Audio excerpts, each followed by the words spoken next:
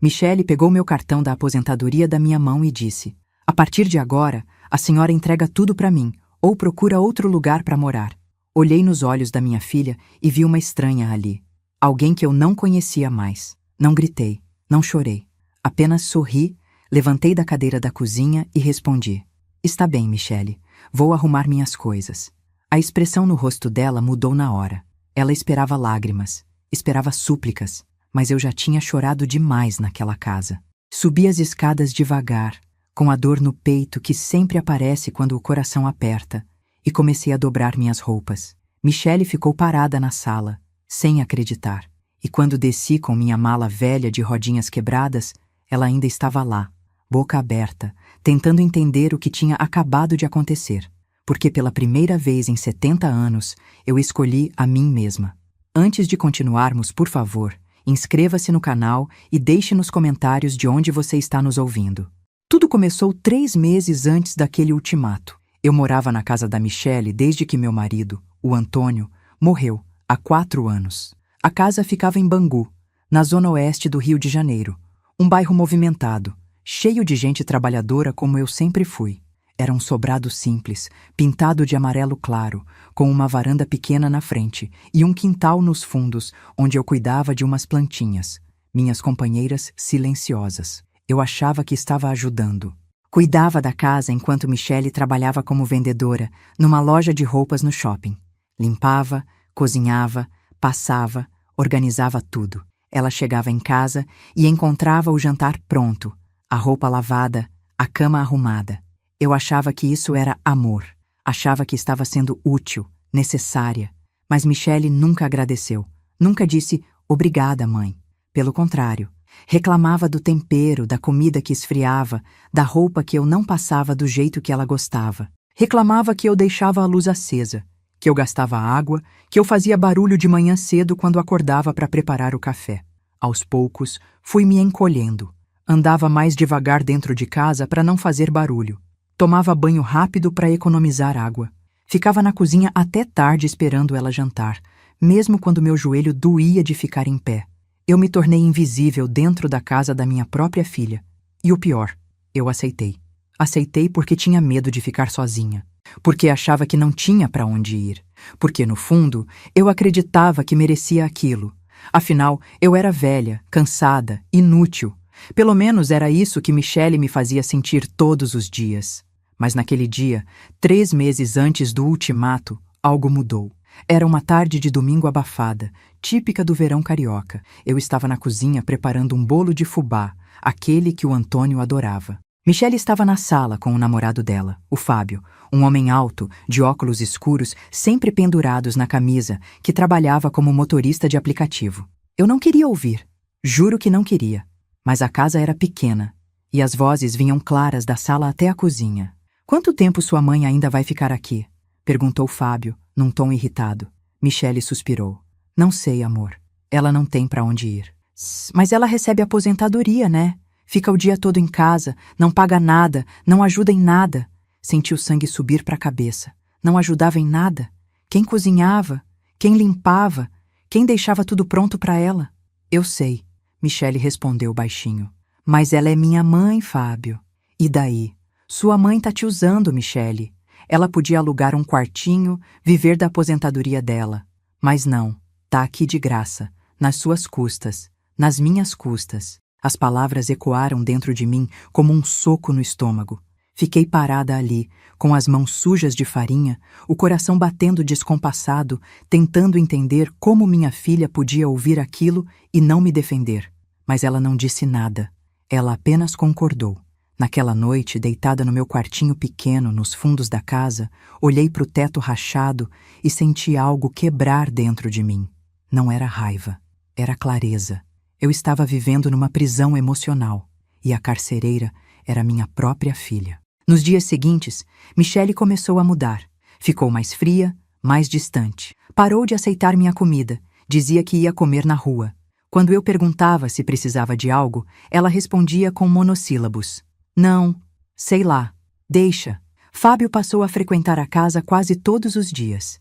Ele sentava no sofá, colocava os pés na mesinha de centro, falava alto, ria alto. E eu Eu desaparecia para o meu quarto, fingia que não existia. Até que uma noite, 2 semanas depois daquela conversa que ouvi, Michele bateu na porta do meu quarto. Mãe, a gente precisa conversar. Sentei na cama. Ela ficou de pé, encostada no batente da porta, os braços cruzados. Olha, eu sei que a senhora está aqui porque não tem outro lugar. Mas as coisas estão difíceis, mãe. O aluguel subiu, a conta de luz tá cara e eu não tô dando conta sozinha. Meu coração apertou. Michele, eu posso ajudar. Posso dar um pouco da minha aposentadoria pra... Não, mãe, não é um pouco, é tudo. Olhei para ela sem entender. Como assim tudo? A senhora vai passar a aposentadoria inteira para mim. Em troca, a senhora fica morando aqui. É justo, né? Afinal, comida, luz, água, tudo isso custa. Fiquei muda.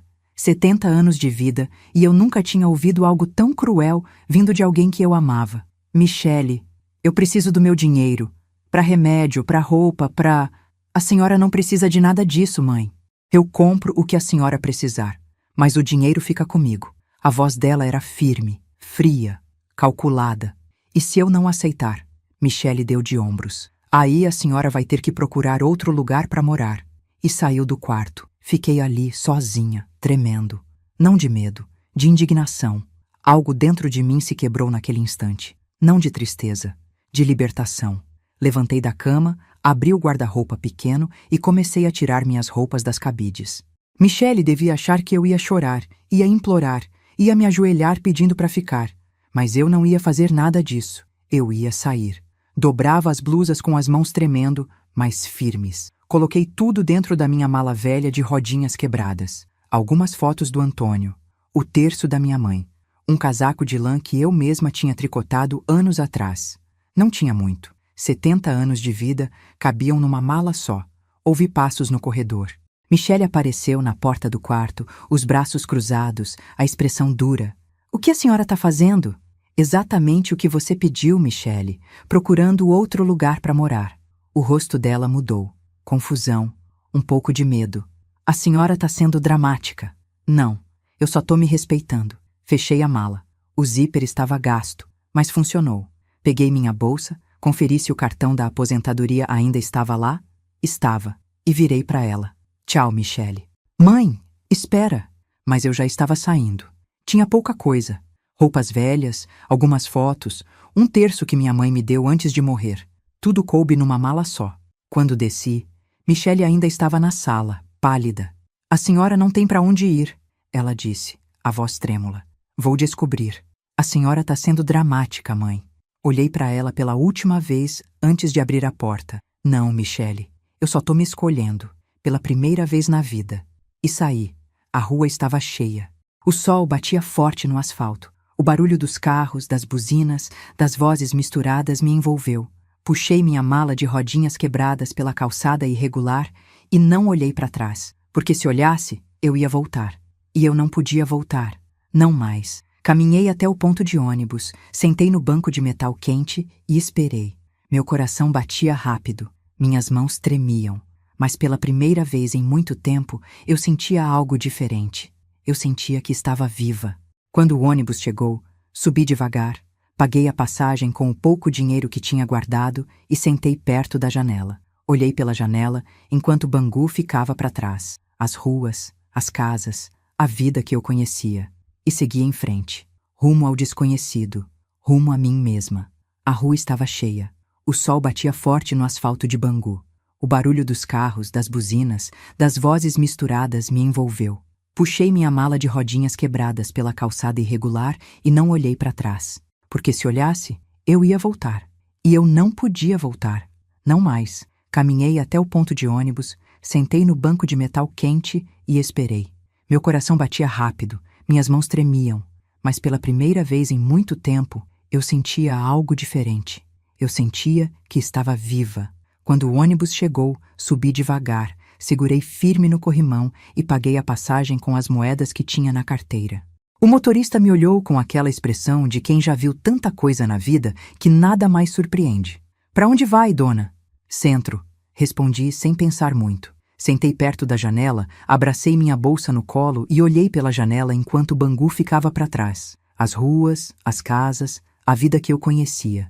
E segui em frente. rumo ao desconhecido, rumo a mim mesma. O ônibus demorou quase 1 hora até chegar ao centro do Rio. O trânsito estava pesado, como sempre. Eu olhava as pessoas na rua. Trabalhadores apressados, vendedores ambulantes, gente entrando e saindo do metrô. Tanta vida acontecendo ao mesmo tempo. E eu ali, aos 70 anos, sem casa, sem plano, sem nada além de uma mala velha e uma aposentadoria que mal dava para sobreviver. Mas eu tinha algo que não tinha há muito tempo: liberdade. Desci na Praça 15. O calor era sufocante. A praça estava cheia de gente, barracas de comida, artistas de rua, pombos brigando por migalhas. Sentei num banco debaixo de uma árvore e respirei fundo. O que eu ia fazer agora? Pensei em ligar para alguém. Mas quem? Meus irmãos tinham morrido. Minhas amigas antigas tinham se afastado depois que o Antônio faleceu. Michele era a única família que me restava. E eu tinha acabado de sair da casa dela. Senti um aperto no peito. A solidão bateu forte, como uma onda. Mas eu não chorei. Não ia chorar. Abri a bolsa e contei o dinheiro que tinha. R$ 230. Era tudo. A aposentadoria só cairia dali a 10 dias. 10 dias. Eu precisava de um lugar para ficar. Algo barato. Algo temporário. Levantei do banco, peguei minha mala e comecei a andar. Passei pela Rua da Assembleia, pela Avenida Rio Branco, olhando placas, vitrines, tentando pensar em alguma solução. Foi quando vi uma banca de jornal. O dono, um senhor de cabelos brancos e óculos grossos, organizava as revistas. Com licença, eu disse, tímida. O senhor sabe onde eu posso encontrar anúncios de quarto para alugar?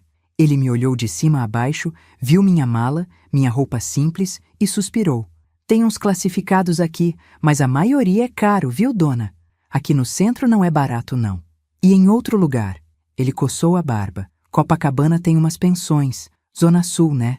Mas também não é barato. Tem uns quartos em Madureira, Cascadura.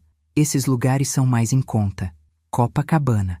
A palavra ecoou dentro de mim como um chamado. Eu nunca tinha morado em Copacabana, mas sempre quis conhecer. O Antônio prometia me levar lá, passear no calçadão, ver o mar, mas nunca deu tempo. E como eu chego em Copacabana? Perguntei. Pega o metrô até a estação Cardeal Arcoverde ou o ônibus, qualquer um que vá para a Zona Sul. Agradeci e segui em frente. Copacabana. Ia ser Copacabana. O metrô estava lotado. Fiquei em pé, segurando minha mala, apertada entre pessoas que iam e vinham, cada uma com sua pressa, sua vida, seus problemas. Ninguém olhava para ninguém. E, de repente, eu me senti mais sozinha do que nunca. Mas, ao mesmo tempo, senti algo estranho, uma sensação de leveza, como se pela primeira vez em anos ninguém estivesse me julgando, me cobrando, me diminuindo. Eu era só mais uma mulher no metrô, invisível. E, por enquanto, isso era bom. Desci na Cardeal Arcoverde e subi as escadas até a superfície. Quando saí, o vento bateu no meu rosto. Um vento diferente, salgado. O mar. Eu estava perto do mar.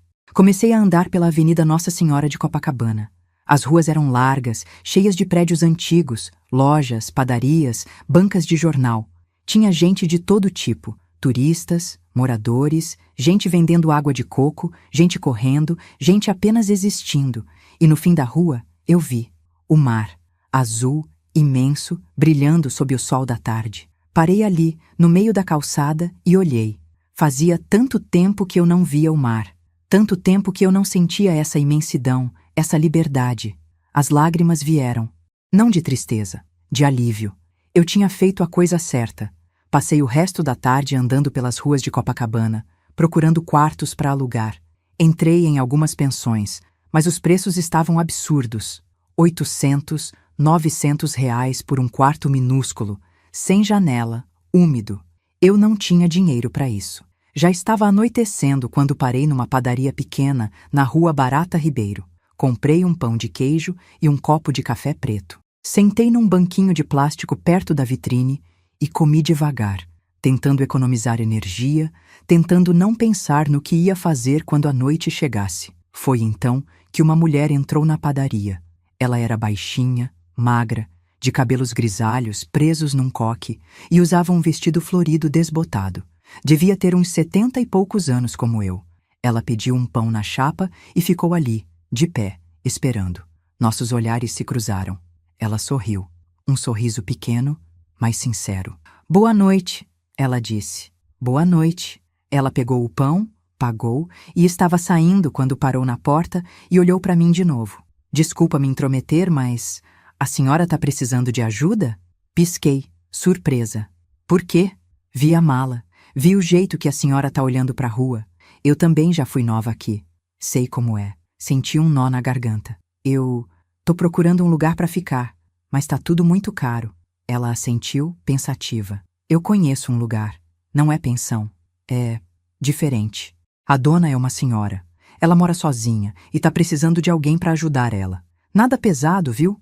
Só companhia, fazer umas compras, essas coisas. Em troca, a pessoa fica no quarto de empregada. Meu coração acelerou. Sério? Sério? Ela é exigente, viu?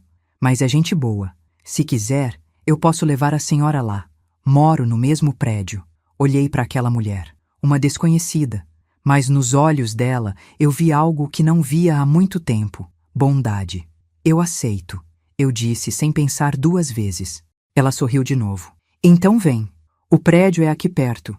Caminhamos juntas pela Rua Barata Ribeiro, até uma travessa estreita. O prédio era antigo, de uns anos 50, com aquela fachada art deco meio desgastada, mas ainda bonita. Subimos de elevador. Um elevador pequeno, de madeira, com espelho embaçado e cheiro de mofo. Meu nome é Célia, por sinal, ela disse, enquanto o elevador subia devagar. Teresa. Prazer, Teresa. A dona do apartamento se chama Nilza. Dona Nilza.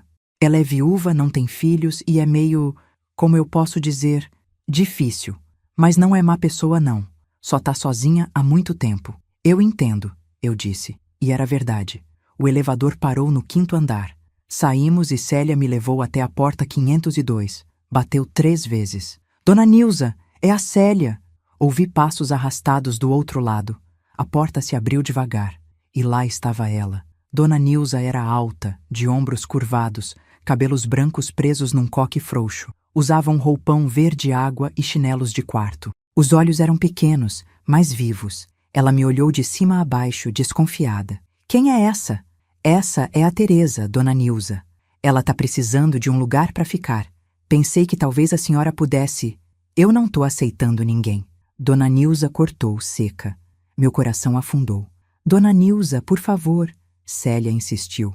A Teresa é gente boa. E a senhora tá precisando de alguém. A senhora mesma disse isso outro dia. Dona Nilza ficou em silêncio, me estudando. Então suspirou. Entra. O apartamento era grande, mas escuro. Cortinas pesadas cobriam as janelas. Móveis antigos ocupavam a sala. Um sofá de veludo verde, uma estante cheia de livros empoeirados, quadros nas paredes. Cheirava a naftalina e solidão. Dona Nilza me levou até a cozinha e sentou à mesa. Célia ficou de pé, encostada na pia. Senta, Dona Nilza ordenou. Sentei. Quantos anos você tem? 70. Tem algum problema de saúde? Pressão alta. Tomo remédio controlado. Sabe cozinhar? Sei. Sabe limpar? Sei. E por que você tá na rua? A pergunta me pegou de surpresa. Engoli seco. Saí da casa da minha filha. Por quê? Olhei nos olhos dela. E falei a verdade. Porque ela queria minha aposentadoria. E eu não quis dar. Dona Nilza ficou em silêncio. Então, pela primeira vez, vi algo diferente no rosto dela. Respeito. Você tem coragem, ela disse, quase como se falasse consigo mesma. Eu gosto de gente com coragem. Ela se levantou devagar, apoiando-se na mesa. O quarto de empregada tá vazio. É pequeno, mas tem uma cama, um armário. Você vai cuidar da casa. Lavar, passar, cozinhar, nada pesado. E vai me fazer companhia. Eu pago R$ 200 por mês, além da moradia e da comida. Se não gostar, pode ir embora quando quiser. Se eu não gostar, eu te mando embora. Aceita? R$ 200, um quarto, comida e, principalmente, dignidade. Aceito, eu disse, a voz firme. Dona Nilza assentiu. Então, bem-vinda. E pela primeira vez em muito tempo, eu senti que pertencia a algum lugar. Célia foi embora depois de me ajudar a me instalar. O quarto de empregada era realmente pequeno. Uma cama de solteiro, um guarda-roupa de madeira velha, uma janela que dava para o poço de ventilação. Mas era meu. Sentei na cama e olhei ao redor. As paredes eram brancas, descascando em alguns pontos, mas havia luz, havia ar, havia espaço para respirar. Peguei meu celular e vi que tinha 3 ligações perdidas, todas da Michelle. Não liguei de volta. Deitei na cama, fechei os olhos e pela primeira vez desde que saí de casa, deixei as lágrimas caírem. Mas não eram lágrimas de tristeza, eram de recomeço. Acordei no dia seguinte com o barulho de buzinas lá embaixo, na rua. A luz do sol entrava fraca pela janela do quartinho. Por alguns segundos, não sabia onde estava. Olhei para o teto desconhecido, para as paredes brancas descascadas e me lembrei. Copacabana, Dona Nilza, uma nova vida. Levantei devagar, lavei o rosto na pia pequena do banheiro de empregada e me arrumei. Vesti uma blusa simples, uma calça de tecido e prendi o cabelo num rabo de cavalo baixo. Respirei fundo e saí do quarto. A sala estava em silêncio. Dona Nilza ainda não tinha acordado. Entrei na cozinha e abri os armários com cuidado, tentando entender onde cada coisa ficava. Encontrei o pó de café, o açúcar, as xícaras. Coloquei água para ferver e preparei o café. O cheiro encheu a cozinha. Um cheiro de começo. Poucos minutos depois, ouvi passos arrastados no corredor.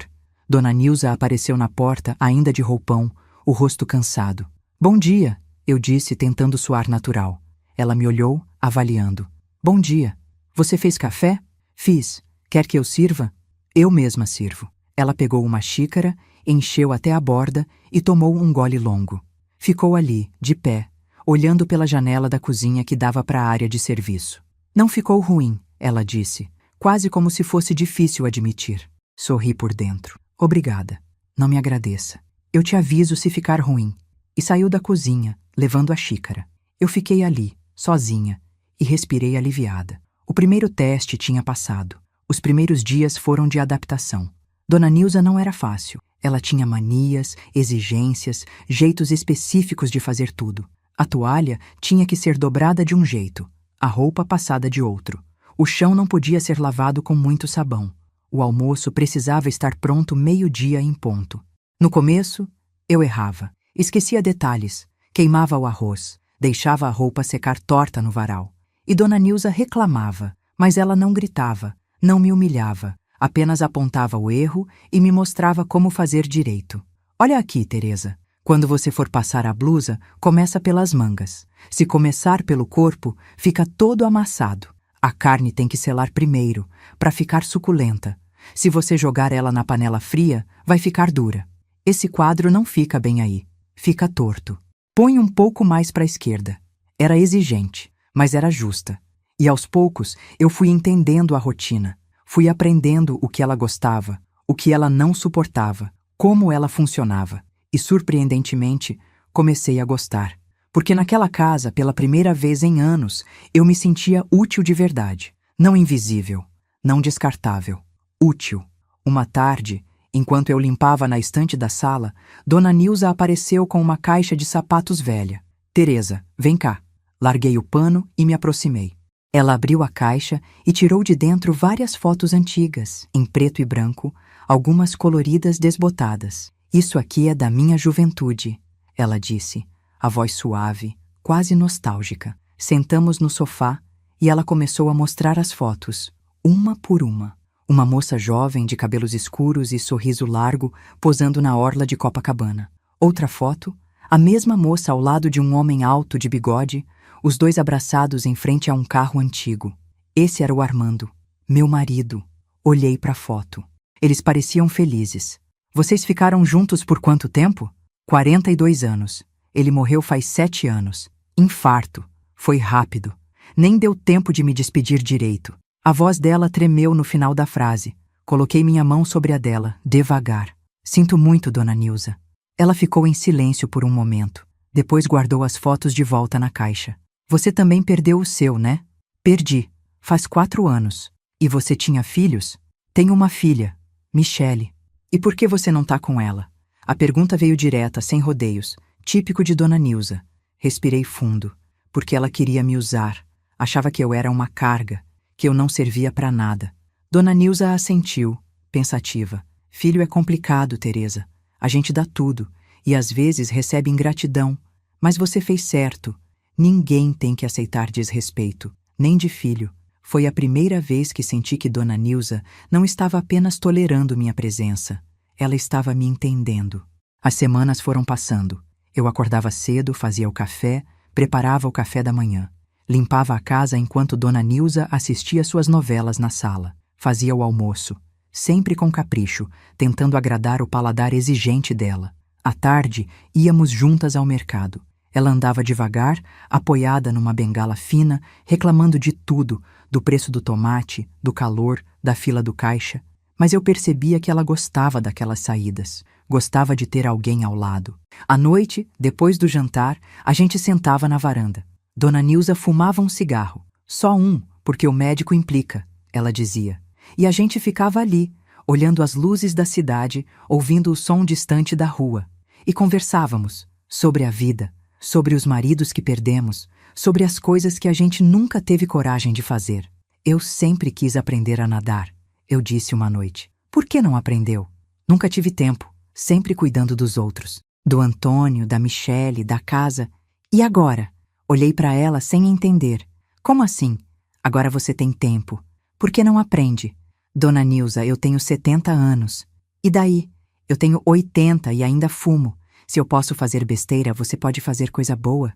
Ri. Pela primeira vez em muito tempo, ri de verdade. A senhora tem razão. Sempre tenho. Michele continuava ligando. Eu via as ligações perdidas, as mensagens no WhatsApp. Mãe, onde a senhora tá? Mãe, para com isso. Volta para casa. A gente precisa conversar. Mas eu não respondia. Não porque eu tivesse raiva, mas porque eu precisava daquele silêncio, precisava daquele espaço para me reencontrar. Até que um dia, ela mandou uma mensagem diferente. Mãe, eu errei. Me desculpa. Por favor, volta. Olhei para a tela do celular por um longo tempo. Parte de mim queria acreditar, queria voltar, queria que tudo voltasse ao normal.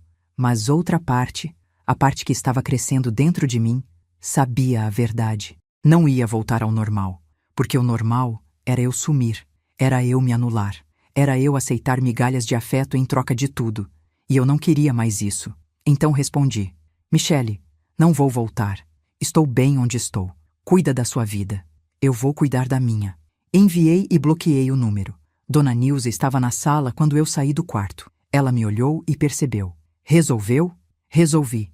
Ela assentiu. Ótimo. Agora vem me ajudar a escolher a roupa para sair amanhã. A Célia me convidou para um chá da tarde ridículo e eu preciso estar apresentável. Sorri. Sim, senhora. No mês seguinte, algo inesperado aconteceu. Célia me chamou para ir com ela e um grupo de senhoras da igreja até a praia. Hesitei no começo. Eu nunca fui muito de igreja. E praia? Aos 70 anos? Mas Dona Nilza praticamente me empurrou porta fora. Vai, mulher. Você fica aqui dentro o dia inteiro. Vai tomar um sol, respirar e traz um pão de queijo de lá para mim. Fui. A praia estava cheia. Famílias, crianças correndo, vendedores ambulantes. O sol brilhava forte no mar azul. Célia e as outras senhoras estenderam as cangas na areia e ficamos ali, conversando, rindo. E pela primeira vez em muito tempo, eu me senti parte de algo. Não era a mãe de alguém. Não era a esposa de alguém. Não era a cuidadora invisível. Eu era Teresa. Só Teresa. E isso bastava. Quando voltei para casa, Dona Nilza estava na varanda fumando. E aí? Como foi? Foi bom, eu disse, ainda com areia nos chinelos. Muito bom. Ela sorriu. Um sorriso pequeno, mas genuíno. Que bom. Você merece. Sentei ao lado dela e ficamos ali, em silêncio. Um silêncio diferente. Não de solidão. De companhia. De paz. Os dias viraram semanas. As semanas viraram meses. E eu, aos poucos, fui me redescobrindo. Aprendi a andar por Copacabana sozinha, sem medo. Aprendi a conversar com as vizinhas do prédio. Aprendi a rir de novo, a ter opiniões, a ocupar espaço. Dona Nilza continuava exigente, mas agora a gente tinha uma parceria. Ela me ensinava receitas antigas, truques de costura, histórias de quando Copacabana ainda era só um bairro de pescadores. E eu cuidava dela com carinho. Não porque era obrigada, mas porque eu queria. Um dia, enquanto tomávamos café na cozinha, ela me olhou séria. Teresa, eu queria te dizer uma coisa. Pode falar. Você não é empregada aqui. Você é... sei lá. Você é minha amiga. Senti os olhos marejarem. Obrigada, dona Nilza. E para de me chamar de dona, me chama de Nilza. Sorri limpando as lágrimas. Tá bom, Nilza. Ela levantou a xícara. Ao recomeço. Levantei a minha. Ao recomeço. E brindamos. 2 mulheres, 2 histórias, 2 solidões que se encontraram e viraram companhia. Naquela noite, deitada no meu quartinho, olhei pro teto e senti algo que não sentia há muito tempo. Gratidão. Não pela vida fácil, não pelo caminho sem dor, mas pela coragem de ter saído, pela coragem de ter dito não, pela coragem de ter me escolhido, porque no final foi isso que me salvou. Não foi o lugar, não foi o trabalho, não foi Nilza, foi a decisão de não aceitar menos do que eu merecia. E essa decisão mudou tudo. 6 meses depois de sair da casa da Michele, eu estava na cozinha de Nilza preparando um bolo de laranja. O rádio tocava uma música antiga, daquelas que o Antônio gostava. O sol da manhã entrava pela janela, iluminando a mesa onde Nilza tomava seu café, lendo o jornal com os óculos na ponta do nariz. Teresa, esse bolo vai ficar pronto que horas? A Célia vem aqui às 3. Vai ficar pronto, Nilza. Relaxa. Ela resmungou algo, mas eu sabia que era só jeito dela. Nos últimos meses, a gente tinha construído uma rotina boa. Uma rotina que não pesava, que não sufocava. Eu acordava sem medo, dormia sem angústia, ria sem culpa. Pela primeira vez em muito tempo, eu estava em paz. Mas a vida, como sempre, tem um jeito de testar a gente. Era uma quinta-feira de manhã quando a campainha tocou.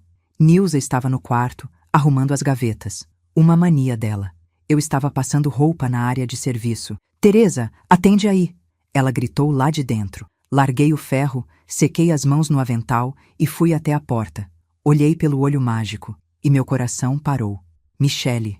Ela estava ali, do outro lado da porta, mais magra, com olheiras, o cabelo preso num rabo de cavalo desalinhado. Respirei fundo. Pensei em não abrir. Pensei em fingir que não tinha ninguém em casa. Mas algo dentro de mim disse: enfrenta. Abri a porta. Michele levantou os olhos, surpresa. Mãe. Ficamos ali, paradas, uma olhando para a outra. O corredor do prédio estava em silêncio. Só o barulho distante do elevador subindo. Oi, Michele. Ela engoliu seco. Eu precisava te ver. Como você me encontrou? Fui em vários lugares. Perguntei, procurei. Até que alguém me disse que viu uma senhora parecida com a senhora morando aqui. Olhei para ela, para minha filha. A menina que eu embalei, que eu protegi, que eu amei mais do que a mim mesma. E senti tristeza, mas não raiva. O que você quer, Michele? Ela baixou os olhos. Eu queria te pedir desculpa. De verdade, pelo que eu fiz, pelo jeito que eu te tratei. Você já me pediu desculpa. Por mensagem. Eu sei, mas eu precisava te dizer pessoalmente. Mãe, eu errei. Eu errei muito. Eu deixei o Fábio me influenciar. Eu deixei a ambição me cegar. A voz dela falhou. Lágrimas começaram a escorrer pelo rosto. Eu perdi a melhor pessoa da minha vida por causa de dinheiro. E agora eu vejo o quanto eu fui idiota. Fiquei em silêncio, segurando a porta. O Fábio terminou comigo. Ela continuou, a voz trêmula. Quando viu que a senhora tinha ido embora, que não ia ter dinheiro fácil, ele me largou. Disse que eu era problemática, que eu tinha complexo com a mãe, que eu era complicada demais. Uma parte de mim sentiu pena, mas outra parte, a parte que tinha sido machucada, ficou quieta. Sinto muito, Michele. Mãe, por favor, eu sei que eu não mereço, mas eu queria te pedir para voltar, para casa. A casa é sua também. Eu vou fazer diferente, eu prometo. A promessa ecoou no corredor, e pela primeira vez eu não senti o impulso de dizer sim. Michele, entra, vamos conversar direito. Ela assentiu e entrou. Fechei a porta atrás dela. Sentamos na sala. Nilza tinha saído do quarto e ficou me olhando, curiosa, mas discreta. Fiz um sinal para ela de que estava tudo bem. Ela assentiu e voltou para o quarto, mas deixou a porta entreaberta. Típico dela, sempre atenta. Michele olhou ao redor, vendo o apartamento. Os móveis antigos, os quadros nas paredes, a luz suave que entrava pelas cortinas. É bonito aqui, ela disse baixinho. É. A senhora está morando aqui? Estou. Trabalho aqui. Cuido da dona do apartamento. Ela é uma amiga. Michele olhou para mim surpresa. A senhora trabalha? Trabalho. E recebo. E tenho um quarto. E tenho respeito. A palavra respeito pairou no ar como uma acusação silenciosa.